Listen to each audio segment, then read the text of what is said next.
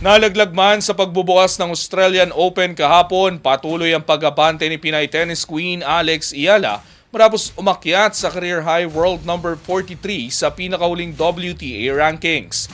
Ang ibang detalye alamin sa pag-abante ni Robigail Rivares. Sa kabila ng maagang pagkalaglag sa opening round ng Australian Open, patuloy ang pag-abante ni Pinay tennis queen Alex Iyala matapos sumakyat sa bagong career high world number 43 sa pinakahuling WTA rankings. Ito ang pinakamataas na ranggong naabot ni Iyala sa kanyang karera. Bunga ng sunod-sunod na matitibay na kampanya sa mga nakalipas na torneo kabilang ang ASB Classic sa Auckland.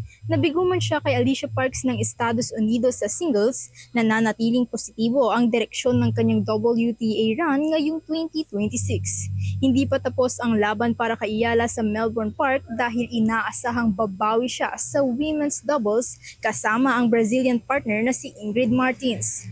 Haharapin ng tambalan sina Magna Linette ng Poland at Shuko Aoyama ng Japan sa round of 64 ng women's doubles. Pagkatapos ng Australian Open, nakatakda ring sumabak si Iyala sa Philippine Women's Open, ang kauna-unahang WTA 125 tournament sa bansa.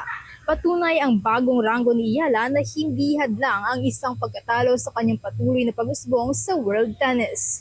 Ako si Robigail Rivares, Abante Sports, nauna.